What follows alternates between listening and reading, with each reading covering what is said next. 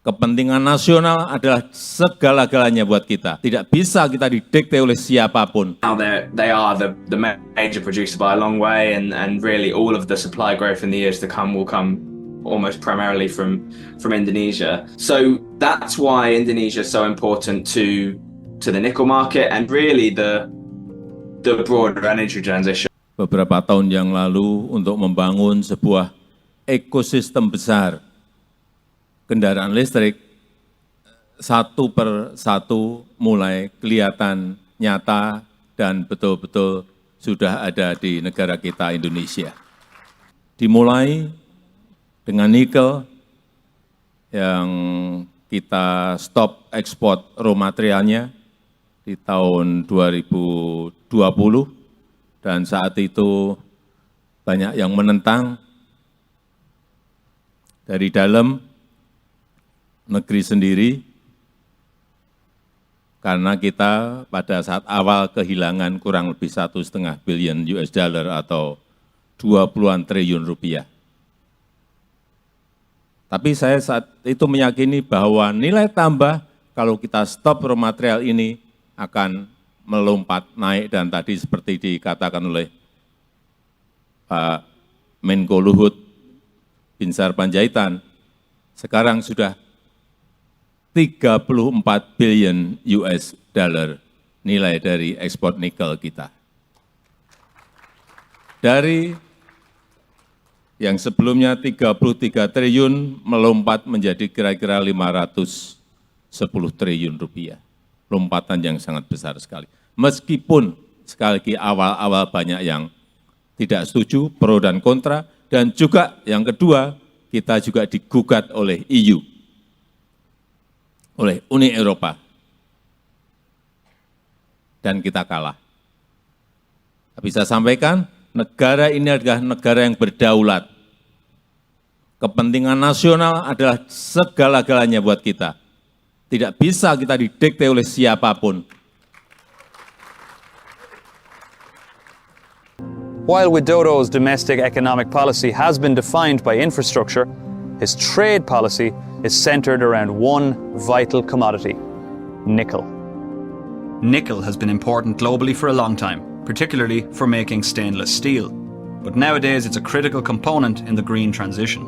The reason it's kind of rising to the importance of the global economy is the emerging market for nickel is from batteries, primarily lithium-ion batteries, used in mobile phones and laptops, but increasingly in electric vehicles, which is really the big market in the years and decades to come. That's Harry Fisher, a nickel expert based in Australia.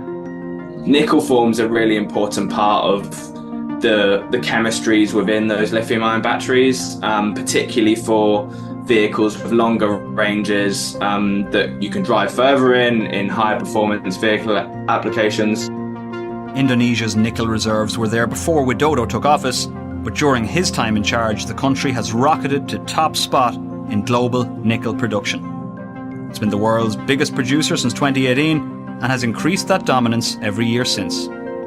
Today, Indonesia accounts for more than half of the entire global output of nickel, more than rivals such as the Philippines, Russia, and everyone else combined. Now they are the major producer by a long way, and really all of the supply growth in the years to come will come almost primarily from Indonesia. So that's why Indonesia is so important to the nickel market and really the broader energy transition. Indonesia is determined to get as much value as possible from its nickel reserves and to keep the wealth gained from them in the country. That's why they've banned it from being exported. Back in 2014, they announced a ban on nickel ore exports, which kind of was phased in between 2014 and 2020 for various reasons. But that's effectively forced domestic producers to focus on value add into those nickel products rather than just exporting ore to other countries, particularly China. Policy of restricting the export of nickel actually predates Widodo. Marie Elke Pangestu was Minister for Trade in 2009 when the government first signalled its intent.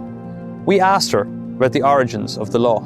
In 2009, when we were still in government, we passed a law, it was the coal and mining law, which talked about the importance of increasing the value added of our raw material mineral exports. And there was a timeline that we would start restricting the exports of ore by 2014. So, 2009 to 2014. So it was an advance warning, if you like, to all the mining companies that they had to think about how they were going to invest in smelters and so on. Indonesia's policy is clearly influenced by its history as a resource-rich nation which was ruthlessly plundered by Dutch colonialists. What the Dutch claimed was of liberal economics, in many Indonesians rightly viewed as exploitation, theft and abuse of their people and resources. As a result, Indonesia is somewhat wary of foreign investment. And in Indonesia's constitution, it talks about the natural resources being for the benefit of the people. So is this a sense of socialism and needing a better distribution of resources and land at the foundation of Indonesia? And that went hand in hand with the suspicion of foreign capital, foreign investment as being something that's potentially quite exploitative of Indonesia's people and its resources. Indonesia's nickel industry is now unrecognisable in scale from how it was when export restrictions were first mooted. Yeah, no, definitely. The policy has been really key to where Indonesia is today, and it's been very effective at allowing huge amount of investment in new supply in the country that's still happening today. We're still seeing new projects being announced all the time. There's the kind of supply expansion continues at pace. And we are starting to see the kind of the early stages of further downstream development. Downstream, midstream and upstream. The goal for Indonesia is to thrive at the most profitable stage, downstream. The upstream is typically mining and a little bit of processing. The midstream starts to get into kind of more technical materials that can go into battery materials, and the downstream is the batteries and the electric vehicles themselves. That means attracting investment for battery and electric vehicle production to actually take place in the country. As of this year, LG Energy Solutions and Hyundai are planning to start battery production in Indonesia, and Hyundai are also looking at EV production starting in the country this year as well. We're starting to see more and more momentum in the downstream. But the export ban itself does not guarantee the development of downstream sectors.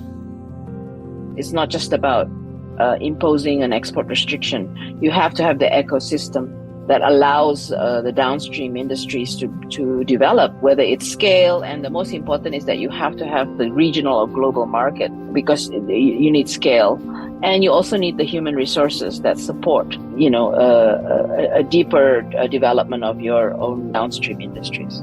And there are other question marks over Indonesia's nickel. One is the risk of over-reliance. The commodity boom that benefited Indonesia in 2022 and 2023 is actually starting to fade. So we're seeing these commodity tailwinds fading.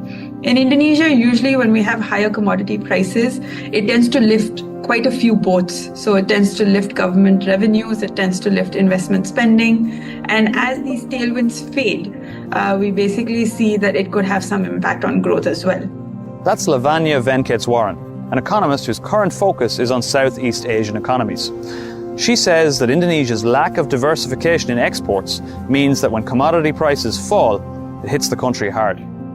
Non-commodity export growth has been quite weak, and I think that's likely to remain quite weak because Indonesia's exports are largely focused on commodities. So about 60% of total exports are commodity-based or pure commodities themselves.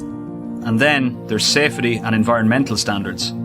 Nickel industry insiders expect demand for the commodity to continue to boom because of the green transition, but producing it sustainably is vital for Indonesia's future success, and Indonesia has been criticised for not doing that.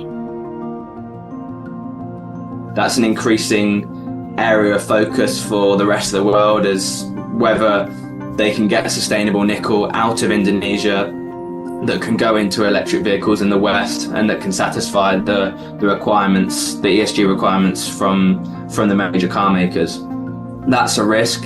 I think it will it will develop over time, but it's going to take a long time to kind of overcome some of those environmental issues. Indonesia has also banned the export of bauxite, needed for aluminium, and it has restricted the export of copper as well.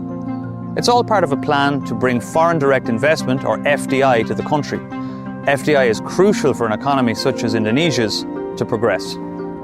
FDI investment flows have been strong into Indonesia. We've seen an increased flow since the pandemic.